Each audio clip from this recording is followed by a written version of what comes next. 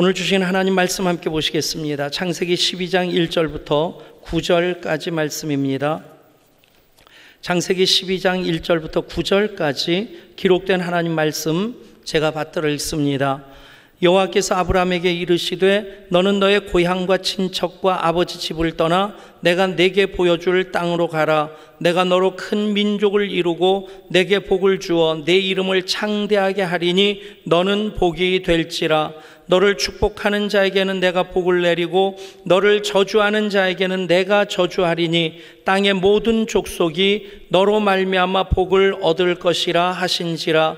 이 아브라함이 여호와의 말씀을 따라갔고 롯도 그와 함께 갔으며 아브라함이 하란을 떠날 때 75세였더라. 아브라함이 그의 아내 사레와 조카 롯과 하란에서 모은 모든 소유와 얻은 사람들을 이끌고 가나안 땅으로 가려고 떠나서 마침내 가나안 땅에 들어갔더라.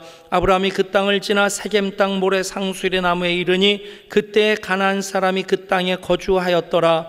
여호와께서 아브라함에게 나타나 이르시되 내가 이 땅을 네 자손에게 주리라 하신지라. 자기에게 나타나신 여호와께 그가 그곳에서 제단을 쌓고 거기서 베델 동편산으로 옮겨 장막을 치니 서쪽은 베델이요 동쪽은 아이라. 그가 그곳에서 여호와께 제단을 쌓고 여호와의 이름을 부르더니 점점 남방으로 옮겨갔더라. 아멘. 오늘부터 7월 한 달 동안 창세기에 나오는 4명의 족장 이야기를 이어가려고 합니다. 창세기는 크게 두 부분으로 나눠집니다. 1장부터 11장까지는 창조의 하나님에 대한 이야기고 12장부터 50장까지는 구원의 하나님의 이야기입니다. 하나님께서 창조하신 그 이유는 이 땅의 사람들을 하나님 자녀로 삼으시고 하나님 자녀들을 통해 그 구원의 역사를 확장시켜 나가시고자 하시는데 그 출발점이 창세기가 됩니다. 4명의 족장은 우리가 잘 알고 있는 대로 아브라함과 이삭과 야곱과 요셉입니다. 이 4사람과 가장 잘 연결되어지는 하나의 단어를 찾는다면 아브라함은 당연히 믿음이겠죠. 믿음의 조상 아브라함. 그리고 이삭은 다음 주일 이삭에 대해서 얘기를 하면서 설교 제목을 이렇게 잡아볼까 하는 마음을 가져봤습니다. 무취 이삭. 그런 느낌이 언뜻 들기도 해요. 그런데 이삭에게 단어 하나를 딱 뽑는다면 순종이죠. 그리고 야곱은 열심입니다. 때로는 욕심으로 보여지기도 하지만 그 특심한 열심이 있었고 요셉은 꿈이죠. 그런데 우리가 창세기를 읽으면서 여느 위인전과 같은 분위기를 느끼질 못합니다. 위인전을 보면 정말 흠도 티도 없는 위인들의 이야기가 기록되어져서 사람들이 기를 죽입니다. 어쩔 수 없이 그 사람을 자꾸 이렇게 부각시키려고 하면 허물이나 단점들은 다 이렇게 좀 약하게 하거나 또 아예 언급을 하지 않는다든가 아니면 잘한 것들에 대해서는 점점 더 잘하는 것으로 미화시키게 되고 과장하게 됩니다. 요즘 북한의 김정은이 우상화 작업이 진행되고 있다고 해요. 30대 초반의 젊은 지도자는 지도자죠. 그런데 얼마나 참 공포 정치를 하는지 신복들도 조금만 눈에 거슬리면 연설을 하는데 졸았다든지 그래도 참 예한교회 좋은 교회예요. 북한에서 졸면 그렇다니까요. 졸았다든지 아니면 김정은 앞에서 짝다리를 띠고 이렇게 있었다든지 그런 게 꼬투리가 잡혀가지고 고사총 가지고 아예 벌집을 만들어버리고 화염방사기로 태워 죽이고 그러면서 그것이 그래도 된다고 하는 것이 우상화 작업입니다. 그 백두 혈통을 이어가고 있고 그러면서 요즘 나온 이야기가 뭐냐면 김일성이 손자 손녀들을 모아놓고 나가서 사과를 따오라고 시켰대요. 그런데 김정은이 나가서 사과나무를 뿌리채 뽑아왔대요. 그랬더니 김일성이 고개를 끄덕거리면서 과연 대장부다 그랬다는 겁니다. 근데 김일성 생전에 김정은이 태어나지도 않았습니다. 만나지도 못했습니다. 그러니까 헛맹랑한 이야기인데 그런데 위인전을 보다 보면 때로 그런 느낌을 받을 때가 있다는 얘기입니다.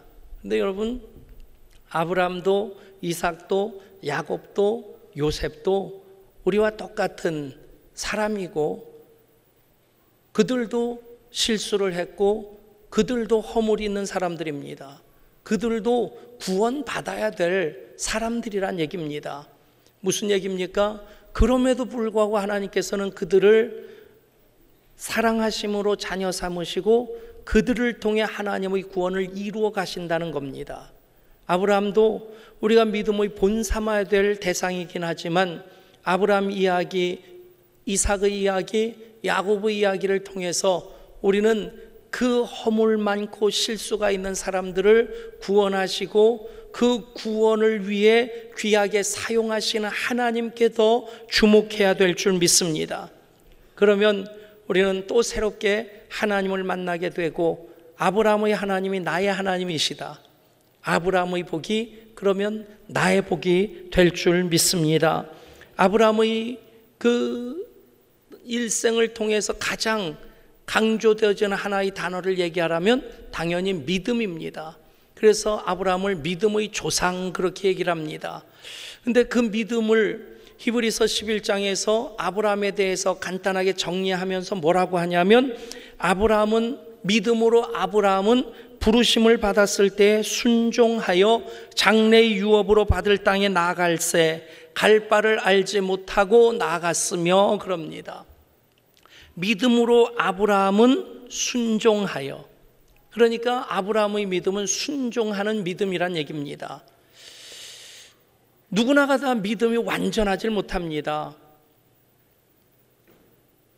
우리의 믿음 역시도 점점 자라가는 믿음이지. 글쎄요, 여러분들이 지금의 저를 보시면서 제 믿음을 몇 점 정도 주실지는 잘 모르겠어요. 한번 조사해 볼까요? 그래도 제 생각에는 우리 교인들이면 그래도 목사의 믿음을 한 80점, 90점은 주지 않겠는가. 참고 삼아 말씀드리지만 제 믿음의 점수를 60점 이하로 주시는 분은 우리 교회에 계시지 마십시오. 뭔 은혜를 받겠어요? 저 인간이 무슨 제대로 된 설교를 하겠나 그러면서 그냥 혀를 끌끌 차고 있다면, 그런 믿음의 수준이라면 은혜가 가다가도 옆으로 비껴갈 겁니다. 근데 20년 전, 30년 전, 40년 전이라면 어떻겠습니까? 예를 들어서 제 믿음을 지금 90점 정도로 보시는 분이 40년, 50년 전에 제 믿음이라면 그보다 많이 못할 겁니다. 뭐 그 자식 키우는 부모 입장에서 자식들에 대한 기대도 있고 또 기대치가 있으니까 좀 아쉬워하는 것도 있죠. 집사람이 때때로 그 아이들에 대해서 우리 아이들이 좀 이랬으면 하는 얘기를 할 때 있습니다. 그러면 저는 딱 한마디로 얘기합니다. 그 나이 때 나보다 훨씬 낫다. 여러분, 저도 옛날엔 그랬는데 믿음이 점점 자라나서 목회하면서 하나님을 더 만나다 보니까 그래도 이만큼 됐단 얘기입니다. 아브라함의 믿음이라고 해서 태생적으로 그렇게 엄청난 믿음을 가지고 태어났냐? 아니란 얘기예요. 아브라함이 실수했던 것, 크게 실수했던 것 두 가지를 우리가 생각해 본다면, 아브라함이 원래는 갈대아 지방 우르에서 부르심을 받았습니다. 그래서 가나안 땅까지 가야 되는데 고향과 친척과 아버지 집을 떠나라고 하셨는데 아버지 데라와 함께 나오고 하란 땅에 머물게 됩니다. 여러분, 그게 하나님의 명령이 아니었어요. 말씀이 아니었는데 그가 데라와 함께 나오면서, 데라의 뜻이 참 재밌습니다. 지연시키다라는 뜻이 있어요. 데라 때문에 아브라함이 하나님의 뜻을 따라 나가매 그것이 지연되어지는 겁니다. 하란이라고 하는 그 지명은 또 교차로라고 하는 그런 뜻이 있습니다. 교차로는 목적지가 아닙니다. 목적지까지 가는 동안 방향을 잡기 위해서 거쳐 나가는 과정인데, 그런데 갈대아 우르를 떠난 아브라함이 아버지 테라와 함께 와서 하란에서 머물다가 75세가 되어서야 그곳을 떠나게 됩니다.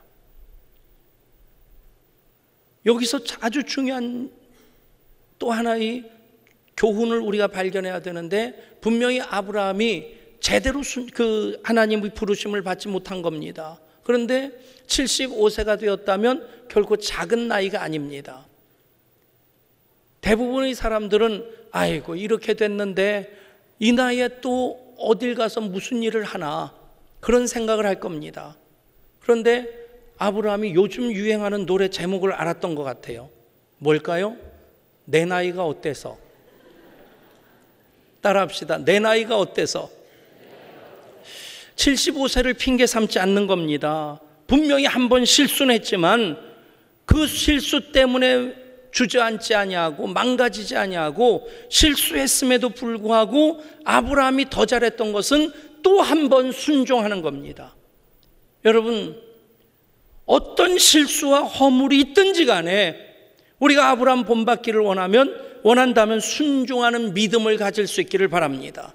그 자리에 머물지 마십시오. 또 한 번 전진해야 됩니다. 제가 이 얼마 전에 참 재밌는 얘기를 읽었습니다.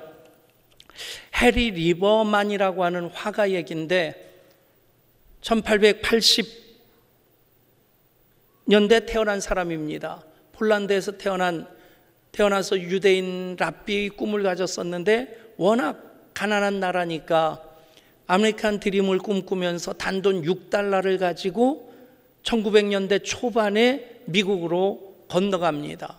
얼마나 힘들게 살았겠어요. 막노동도 하고 그렇게 열심히 살아서 어쨌든 이제 70세가 넘어서는 그가 이제 우리식으로 얘기하면 그 복지관 같은 데 가서 그냥 소일하면서 지내는 겁니다. 77세가 되어서 그가 복지관에서 날마다 체스를 두고 있었는데 그 상대 노인이 그날따라 안 나온 거예요. 오늘 뭘 하고 지내지?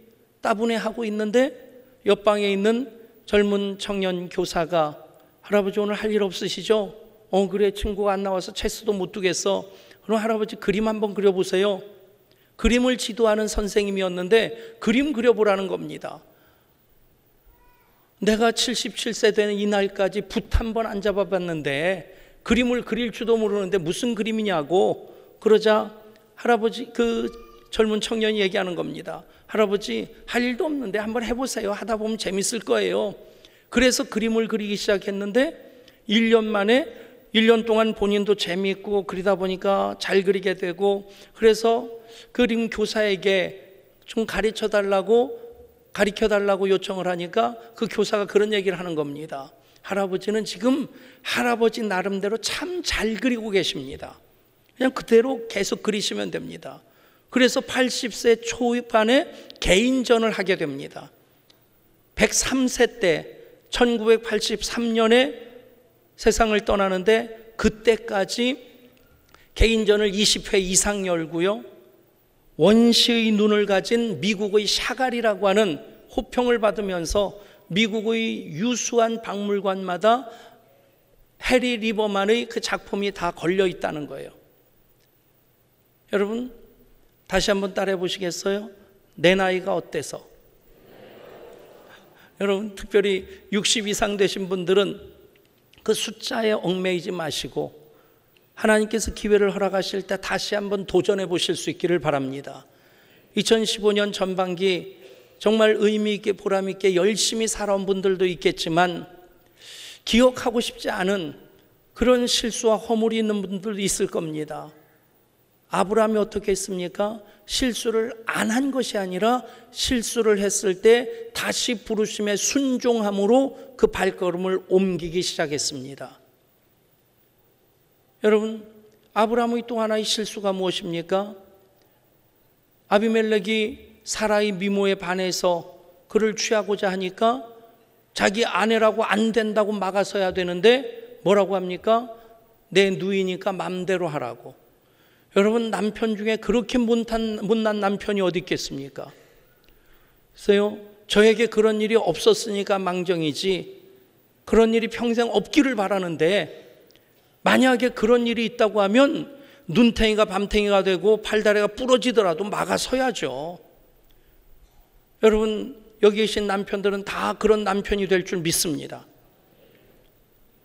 옆에 있는 분이, 아내가 옆에 앉아 있는데 아멘 안 한 분은 인생이 사나워집니다.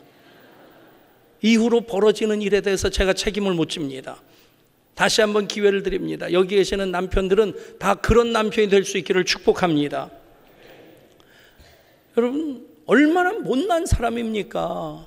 자기 아내를 왕이 뺏어간다고 막아서지도 못하고 그럴 시도도 한번 해보지 않고 내 누이니까 맘대로 하시라고. 여러분, 그런 실수가 있었음에도 아브라함은 그 실수에 얽매이고 그래서 삶을 포기하는 것이 아니라 또다시 부르심에 순종하며 한 걸음 한 걸음 앞으로 나아갑니다. 사랑하는 여러분, 아브라함의 믿음은 순종하는 믿음이었습니다. 그 믿음으로 살아가기 위해서 우리는 말씀을 따라가야 됩니다. 말씀이라고 하는 나침반의 그 방향을 따라가지 아니하면 우리는 우리의 삶의 방향을 놓치게 됩니다. 우왕좌왕하게 됩니다. 오늘 1절에서 말씀합니다. 너는 너의 고향과 친척과 아버지의 집을 떠나 내가 네게 보여줄 땅으로 가라. 여러분, 왜 고향과 친척과 아버지 집을 떠나라고 합니까? 사실 여기에 중요한 의미가 있는데 지금까지 익숙했던 것들을 내려놓으란 얘기입니다. 익숙한 내 삶의 방법, 익숙한 내 생활 방식, 그런 것들을 내려놓고 옛 생각을 벗어버리고 오직 하나님 말씀 따라 순종하라는 것입니다. 여러분, 하나님하고 힘겨루게 하지 마시길 바랍니다. 하나님 말씀은 처음부터 잘 듣는 것이 신상에 좋지, 버티다가 터지고 깨지고 부러지고 거덜나고 그런 다음에 천부여 의지 없어서 손 들고 옵니다. 여러분, 그렇게라도 하나님을 찾아오는 것이 복이지만 맞기 전에, 터지기 전에, 깨지기 전에 먼저 순종하는 여러분 될 수 있기를 축복합니다. 어떤 사람이 양파를 100개를 훔치다가 주인에게 들킨 겁니다. 주인이 그 사람을 붙잡고 당신 벌을 받아야 되는데 돈을 10만 원을 내겠느냐, 아니면 100대를 맞겠느냐, 아니면 양파 100개를 먹겠느냐.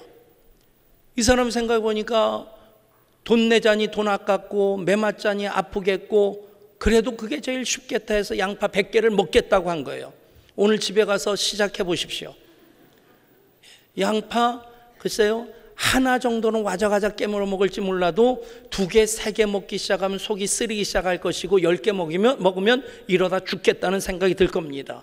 그 생각이 들어서 이 사람이 도저히 못 먹겠다고 100대를 맞겠다고. 그래서 맞다 보니까 10대까지는 몸을 비틀면서 견뎠는데 20대를 맞으니까 또 이러다 죽겠는 생각이 드는 겁니다. 아이고, 나 이러다 죽겠으니 돈 내겠다고.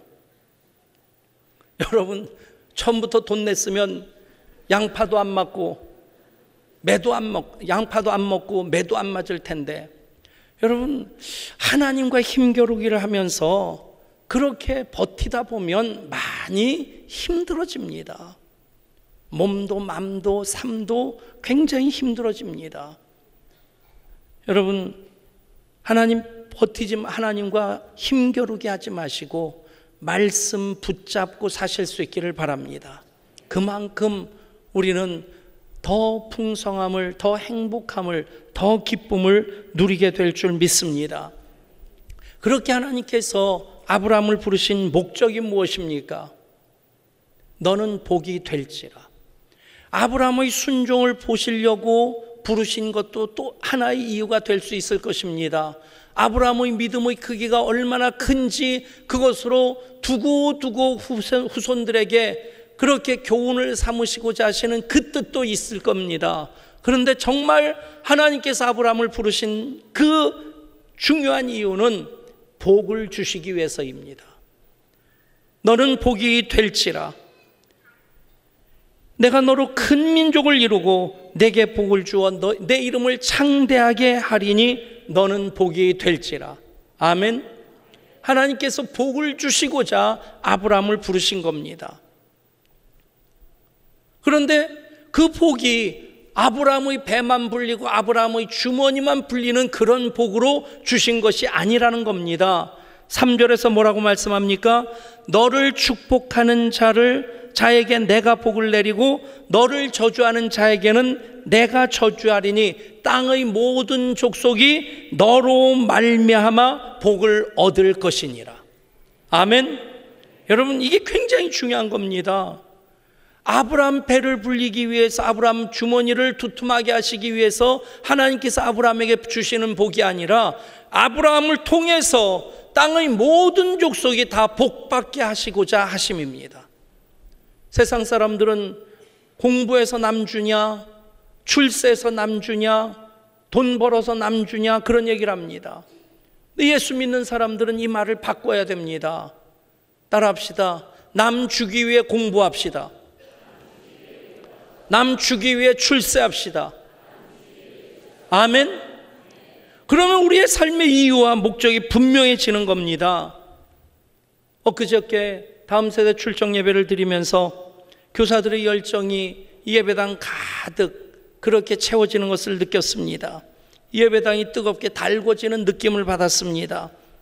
말씀드린 대로 앞으로 3년, 늦어도 5년 안에 우리 다음 세대가 어른들을 추월하도록 해봅시다. 아멘. 교사들은 지금보다 더 크게 아멘 했어요. 아멘.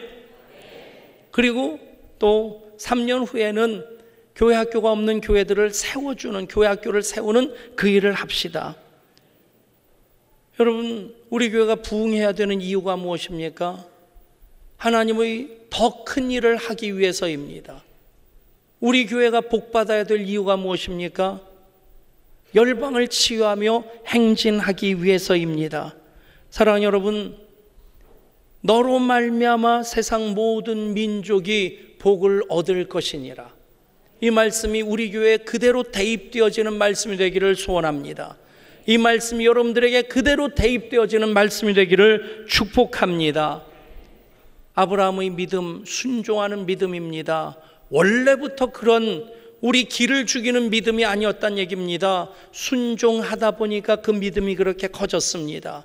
순종하는 믿음은 말씀을 따라 나아갑니다. 하나님께서 그렇게 순종하고 그렇게 말씀 따라 살아가는 아브라함에게 너는 복이 될지라 말씀하십니다. 아브라함 하나님이 우리 하나님이십니다. 그러면 아브라함의 복이 우리들에게도 임하게 될 줄 믿습니다. 복받아 하나님 영광 위에 더 잘 섬기는 여러분 될 수 있기를 원합니다.